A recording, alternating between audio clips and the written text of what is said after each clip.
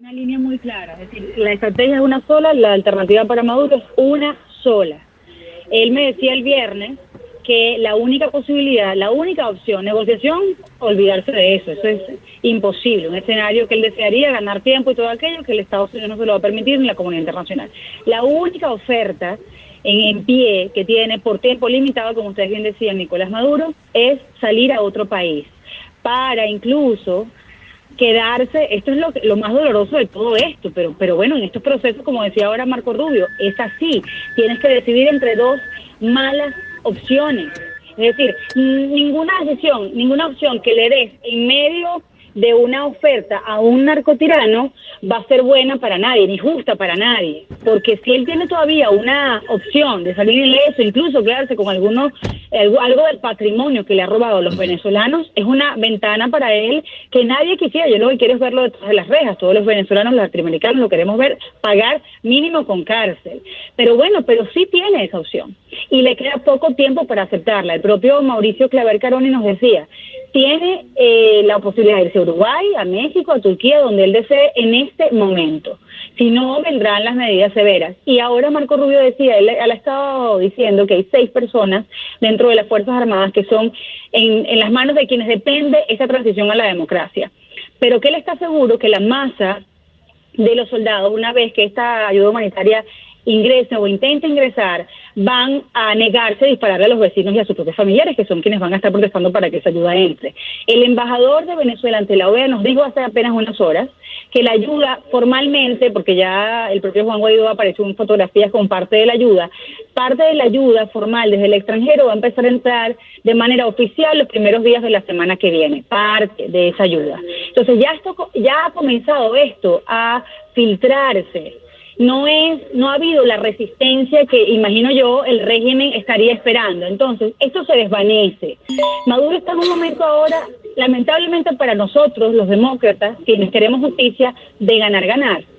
Tiene la opción de irse a otro país, incluso altos funcionarios, no todos, porque quienes están juzgados por crímenes de lesa humanidad, yo sé que el Maduro está incluido ahí, pues tienen algunos de ellos la opción también de irse con sus familiares. Esto caduca, esto no es por mucho tiempo, pero lo que sí decía Marco Rubio es que no todos tienen esa alternativa, porque si ellos dejan pasar más tiempo y, por ejemplo, dan órdenes de disparar al pueblo en el momento en el que crece la ayuda humanitaria, ya estarían violando legislación internacional y ya no habría manera de salvarlos. Tendrían que ir a una corte penal o corte de guerra de manera inmediata y sin evadirla, pues. Una de las cosas que más me llamó la atención fue la manera tan tajante que Mauricio Claver salió al paso de las voces que desde el grupo de contacto en Uruguay, desde el Vaticano, desde el propio gobierno de Italia, han dicho que Maduro debe convocar nuevas elecciones lo antes posible. Mauricio Claver te dijo a ti, ¿cómo va a convocar un ciudadano privado elecciones? O sea, un ciudadano privado no convoca elecciones en ningún país del mundo, y este señor ya no es presidente, este señor dejó de serlo el 10 de enero y no es más que un ciudadano privado. Quien puede convocar elecciones es la Asamblea Nacional y el presidente Guaidó, y lo harán en su momento. Sí. Es que eso quizás fue lo más gráfico que nos ayuda a entender la posición de vulnerabilidad en la que está ahora Nicolás Maduro, Diosdado Cabello, todos ellos, porque yo le preguntaba sobre las amenazas de Diosdado Cabello de llamar a elecciones para reelegir una Asamblea Nacional, prácticamente para borrar esta, que es la legítima. Y le preguntaba, bueno, él sí, es un gobierno que Estados Unidos no reconoce, pero ellos insisten en convocar elecciones, en buscar firmas, y él me decía eso, es que ya ellos no son autoridad, ellos no son nadie para nosotros, ellos no tienen ningún tipo ni de poder ni de autoridad para los Estados Unidos ni la comunidad internacional, son unos don nadie. Son ni siquiera ciudadanos de a pie, porque el ciudadano de a pie es parte de la sociedad de manera digna. Ellos son don nadie, es decir, ni la sociedad civil los reconoce, ni tampoco la comunidad internacional. Entonces ellos pasan a estar en una categoría realmente de mucho desprestigio para cualquier ser humano sobre la faz de la tierra. Entonces sí, no hay ni siquiera le están prestando atención, ni a amenazas, ni a anuncios, ni tampoco a políticas que se puedan dar a conocer, hacer públicas en ruedas de prensa ni en cadenas. Ellos no representan ninguna interés, ningún interés para los Estados Unidos. Estados Unidos está actuando, está avanzando sin tomar en cuenta nada de lo que ellos puedan estar anunciando en estos días. Eso también es absolutamente determinante, que ellos están prácticamente hablándole al viento. Es una voz que no tiene ni siquiera eco. Entonces, ahora están más aislados que nunca. Eso es lo que podemos percibir de las palabras de Mauricio Claver Carón y del propio Marco Rubio, incluso del propio embajador de Venezuela. Esta semana está cargada de actividades aquí en Washington. Esto no hay una oportunidad para la pausa ni para el descanso. Mañana hay una reunión muy importante del Día de la Juventud que coincide con la marcha en Venezuela. Va a ser en la OEA, representación de la juventud venezolana en cada rincón del planeta, senadores del Congreso de los Estados Unidos, el propio Luis Almagro. El miércoles hay un hearing con uno de los hombres más importantes ahora designado por Donald Trump para el tema de manejar la crisis en Venezuela, que es Elliot Abrams. Va a estar en el Senado, compartiendo también por cierto, un encuentro que se llama Venezuela at a Crossroad, que es como Venezuela en la encrucijada, en una encrucijada exactamente. Y luego está la visita, coincide todo, que no es casualidad, con el presidente Duque. El presidente Iván Duque va a estar aquí en Washington, una agenda súper apretada que incluye el miércoles un estrechón de manos y mucho más allá con el presidente Donald Trump en la oficina oval. No solo eso, recuerden que la semana pasada estuvo el canciller de Brasil. Esto no es coincidencia, no es que las agendas por casualidad fueron, de alguna manera les dieron la oportunidad de estar juntos en la misma ciudad al mismo tiempo. No, esto todo es planificado, es parte de que ellos son dos de las naciones aliadas de los Estados Unidos y que están en frontera sufriendo el peor impacto de nuestra inmigración, afectando su sistema de salud, su sistema económico, y que esto hay que resolverlo ahora. Cuando le preguntaban ahora a Marco Rubio por qué es tan importante para Estados Unidos, pero no solo porque nos gusta la democracia y no queremos que este país sufra, sino también porque ya es un interés regional, es decir, esto ya está empujando la posibilidad de que otras naciones como Cuba, como Nicaragua, tengan también un abrazo libertario. Claro. Él decía, ¿por qué básicamente? Porque si Venezuela cae, Cuba tiene ya ve desaparecido lo que lo sostiene desde el punto de vista económico, el acceso al petróleo. Incluso ya deben estar observando esa debacle dentro de la isla, porque el bloqueo, o de alguna manera sí, el bloqueo de recursos vinculados a los negocios por el petróleo que le han hecho a Nicolás Maduro debe haber puesto en aprietos al propio Díaz-Canel. Por supuesto. Carla, la semana pasada se supo que ciertos funcionarios, no se especificó quién, estaban en conversación con los Estados Unidos, militares de Venezuela. ¿Algo más ha trascendido de esa noticia? Ellos han sido bien herméticos en eso, Karinés, pero tienes toda la razón, porque lo dijo desde hace ya muchos días el propio John Bolton cuando anunciaban este bloqueo a los negocios con PDVSA con el secretario Mnuchin. Y él decía, es que el día que Padrino López estaba dando esa rueda de prensa, el ministro de Defensa de Maduro, daba esa rueda de prensa, lo que él no sabía es que quienes lo rodeaban estaban en conversaciones desde ya con funcionarios de la Asamblea Nacional. Y estoy segura que están también conversando con funcionarios en los Estados Unidos. Eso se sabe, es un secreto a voces, lo que no conocemos son los nombres probablemente, porque ¿qué pasaría de inmediato? Que hay una persecución dentro del país y ellos no tenían ninguna posibilidad ni de dar información ni de buscar completar esa negociación. Entonces no nos conviene que se sepa. Pero de que está sucediendo, por supuesto que está sucediendo. Eso es algo que creo que es inevitable en este proceso, porque ya no hay, como decía incluso el propio Mauricio Claver Carone, ya no hay en este momento ninguna base para que ellos puedan estar juzgando la lealtad entre.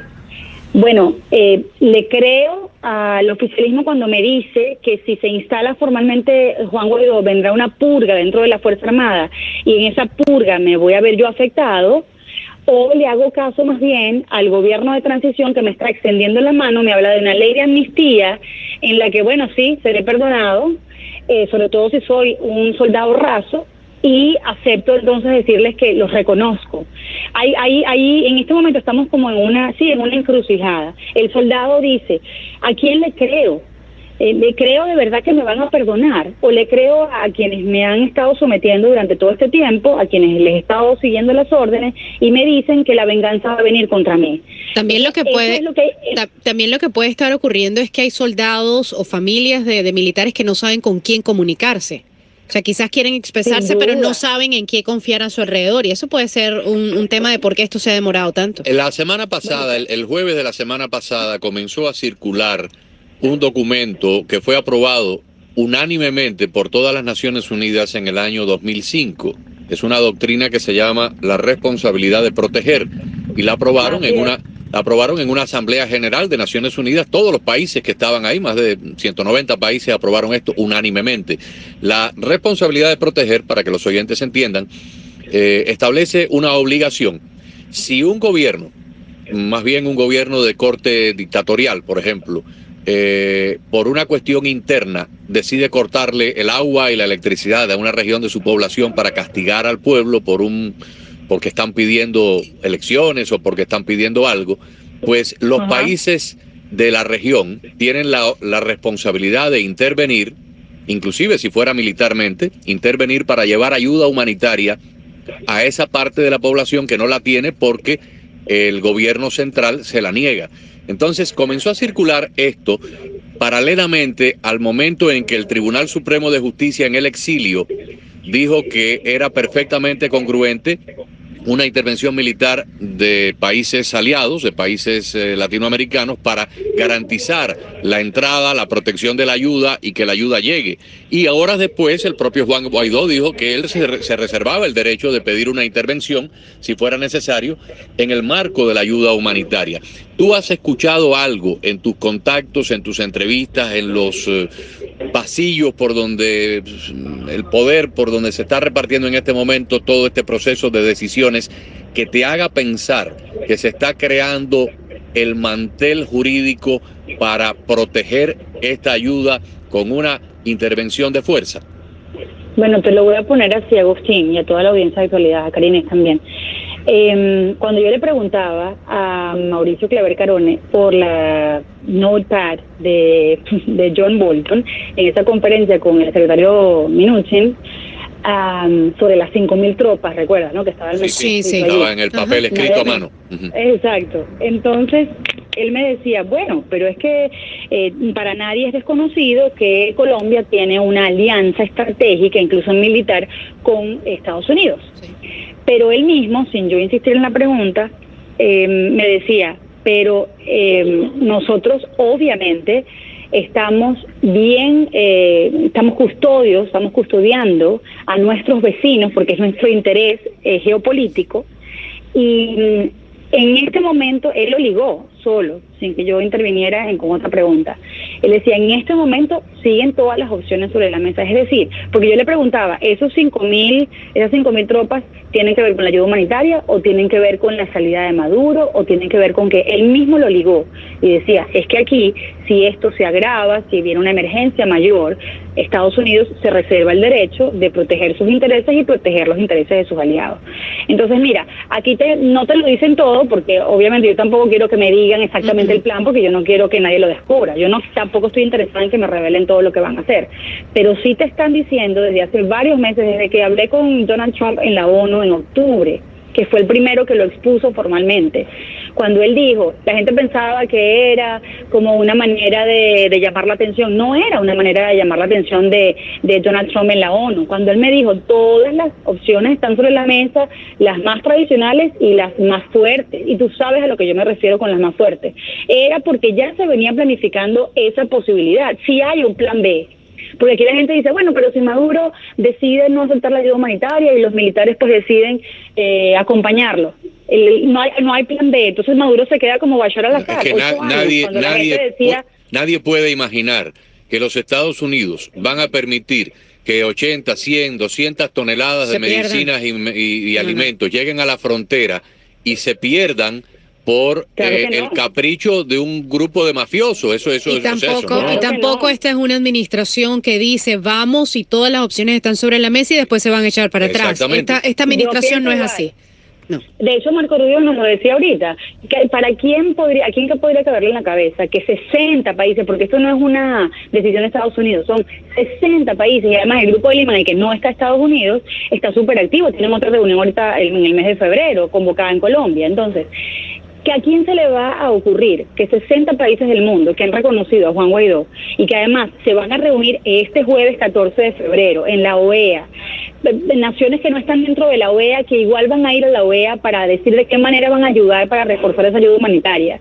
¿Tú crees que se van a echar para atrás y van a decir, no, bueno, entonces, no aceptó la ayuda, entonces, bueno, volvemos a nuestros asuntos domésticos y no nos ocupamos más de Venezuela. En lo absoluto. Hay un interés insistente, persistente en que esto se termine. Ahora, sí le pido a la comunidad latinoamericana, a los propios venezolanos, que este no es momento de desinflar el ánimo, porque estamos realmente en la etapa final, pero es una etapa final cuyo término no lo podemos predecir en horas ni en días.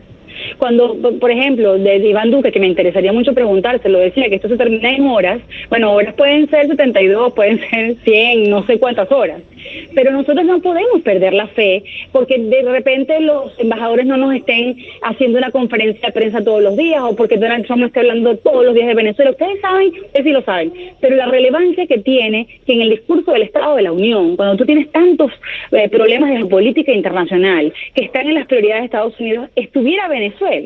Entonces hay que ir ponderando las circunstancias, las reuniones. El venezolano se dice, pero es que se reúnen y hablan, sí, porque no hay ningún ejemplo en el mundo que te diga que ninguna nación, ningún adyecto autoritario en el mundo se ha apoderado de 300.000 millones de dólares en negocios de narcotráfico, de coimas, de corrupción. Esto no tiene ningún parangón, que tú, normalmente en situaciones de terremoto, desastre natural, de guerra, el gobierno te dice, por supuesto, tráiganme la ayuda. No, aquí el que te generó la guerra y te generó el desastre social fue el Estado. Entonces, no hay ningún libro que te diga cómo, que te dé una ruta exacta de cómo proceder.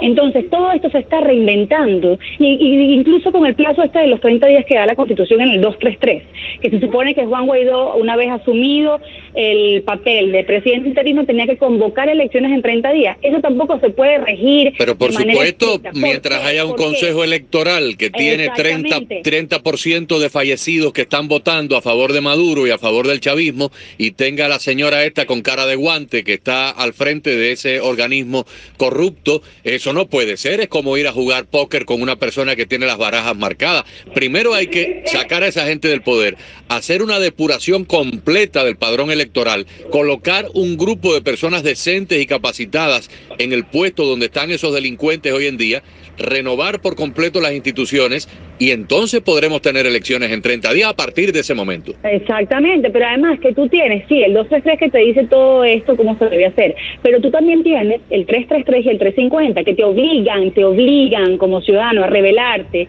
cuando el poder quiere oprimir tus derechos. Entonces tú tienes que combinar la rebeldía con la ley, con el procedimiento de la ley. Y yo les puedo asegurar algo.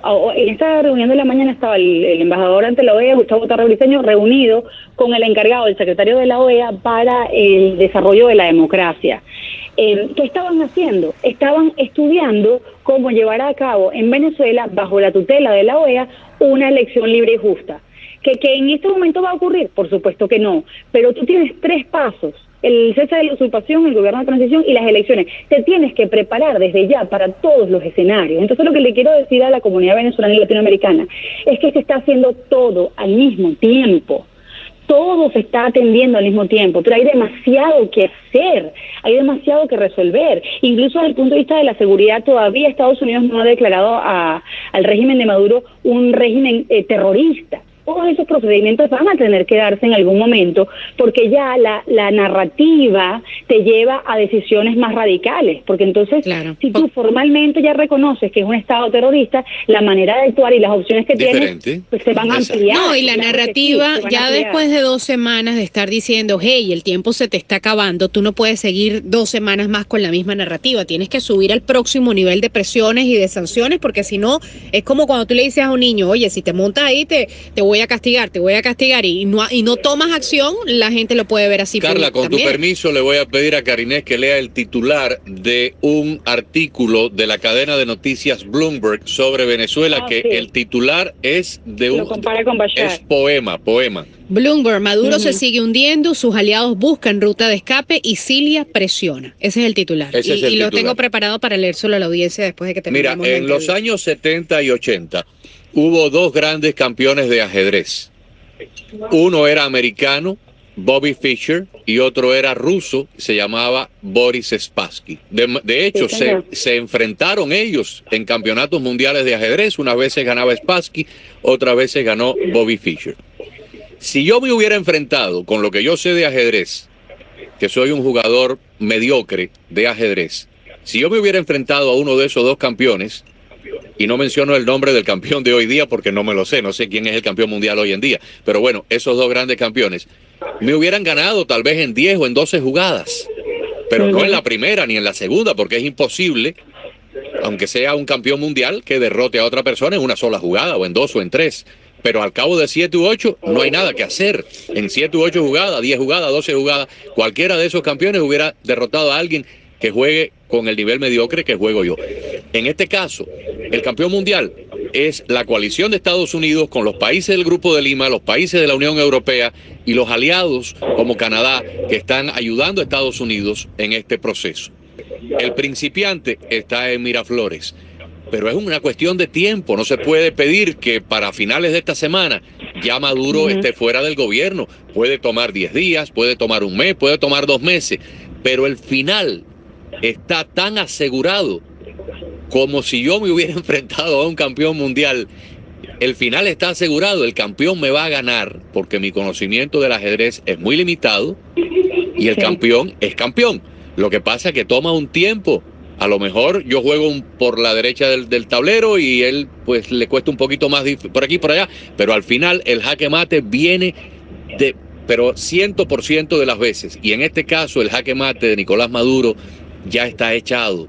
Es cuestión de tiempo. Y lo acaban de confirmar los grandes actores de la geopolítica latinoamericana en este momento. El presidente Duque, el presidente Bolsonaro, el vicepresidente de Brasil, el señor Mauricio Claver, Marco Rubio, Mike Pence, Donald Trump. Ya todo el mundo sentenció que la partida de ajedrez termina con un jaque mate, pero es un proceso de tiempo. Es un proceso de tiempo y hay algo que quiero aprovechar de aclarar, ¿no?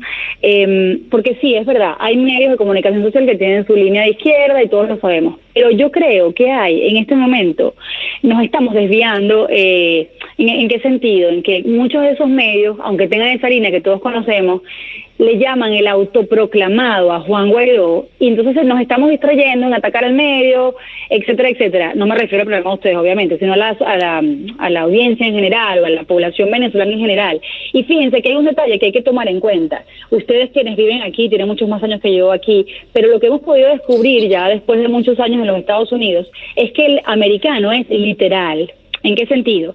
Que puede haber la intervención de la ideología, sin duda alguna, pero el americano por lo general es literal. El americano vio a un hombre que puso un podio, que levantó la mano y no vio ninguna persona enfrente. Entonces lo tomaron de manera literal y pusieron autoproclamado. No significa que muchos de esos medios en este momento no estén reconociendo a Juan Guaidó como el presidente interino. A lo que quiero es no defender a ningún medio, sino que a lo que me refiero es que no nos puede distraer en este momento la semántica. Porque generar ahora una diatriba sobre si este lo reconoció o no lo reconoció, la mayoría de los medios de comunicación social del mundo están clarísimos en que eres el presidente interino de Venezuela. Lo que pasa es que hay medios que sí tienen una línea clara. En eso tiene toda la razón, pero por ejemplo, el fin de semana, este cantante venezolano, creo que de apellido Miranda, le cantó las 40 a la cadena CNN en español y le dijo que no iba a darles más ninguna entrevista hasta que ellos no reconozcan que Maduro dejó de ser presidente, porque cada vez que la CNN en español habla de Venezuela pone el presidente Maduro, el presidente Maduro. Sí, Maduro dejó de ser presidente a las 11:59 con 59 segundos del día 10 de enero. De ahí para acá ya Maduro es un tipo que está ahí de manera dictatorial, usurpando lo que no le pertenece. Entonces yo creo que a estas alturas, después que hay casi 50 o 60 países serios que han reconocido que Maduro está ilegalmente donde no le corresponde, una cadena de noticias tiene que tener vergüenza propia. Tiene que tener vergüenza propia. Si no le quieren llamar presidente a Juan Guaidó, por lo menos a Maduro le pueden decir... A Maduro todavía le están diciendo presidente en CNN en español. El señor Maduro. No, Nicolás Maduro. Exactamente, Nicolás Maduro. No tienen ni que ponerle un calificativo de usurpador. Claro que exactamente. Si no quieren usar el calificativo de usurpador, que por lo menos no le llamen presidente ni mandatario, porque no lo es. No lo es. Pero Sí hay una gran resistencia en medios como ese. Yo lo sé de periodistas que se han negado a decir autojuramentado, aunque sea un procedimiento de rigor oficial, bla, bla, todas las excusas que quieran poner los medios. Hay periodistas que sí se están rebelando contra eso, pero lo que quería era no defender a nadie, porque eso no es mi papel ni rol aquí, ni mucho menos, sino en verdad no dejarnos distraer por discusiones que en este momento no aportan nada a la resolución de este conflicto, porque si nos distraemos que si le dijo lo que no le dijo, va a apresurar la salida de Nicolás Maduro.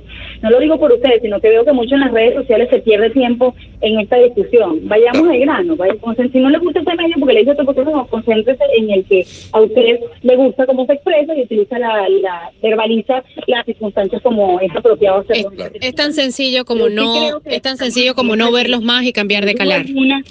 Karinés y Agustín, lo que hay es que tener, como decía el embajador Tarre, no paciencia, sino la impaciencia suficiente como para seguir acelerando cada quien en el rol que le corresponda, pero también para comprender que la impaciencia se maneja con trabajo y con acciones. Mañana la sociedad civil en Venezuela le va a tocar su gran corresponsabilidad y es salir a la calle a seguir marchando mientras nosotros aquí seguimos buscando los sin duda que sí. Gracias, Carla. Muchas gracias. De manera oficial, ¿qué más viene? ¿Qué más sigue? ¿Cuáles son los planes adicionales que hay para terminar de presionar a Maduro? Y si la opción es irse del país porque se termine de ir, y si la opción es que vaya a la cárcel o a través de otros métodos sea del puesto, pues que también nos vayan indicando si eso va a ocurrir en el corto plazo. Lo bueno de esto es que el juego de ajedrez está definido ya, termina en jaque mate y el rey o se cae o claudica solo, pero no hay otra alternativa. Unas jugadas más, unas jugadas menos. El final es que vamos a tener, y lo vamos a ver todos nosotros, y no vamos a tener que envejecer en una silla de ruedas para que llegue ese momento. Lo vamos a ver antes del fin del verano. Vamos a ver una Venezuela libre, una Venezuela que empieza a caminar ya por un camino de recuperación, donde yo creo que todos estamos llamados a cooperar en la medida de nuestras propias posibilidades personales hacia una Venezuela normal como la que era antes, una Venezuela grandiosa, una Venezuela donde todos los venezolanos, como decía Guaidó ayer, tengan la oportunidad de tener una calidad de vida dentro de un marco de libertad y de seguridad. Carla, muchísimas gracias. Estaremos pendientes de las entrevistas que hagas y de tu trabajo allá en Washington. Un gusto saludarte. Gracias. Igualmente para mí, gracias de verdad por el apoyo. Carla Angola conversando con nosotros aquí en Actualidad Radio, periodista de BTV. 4:36, ya regresamos.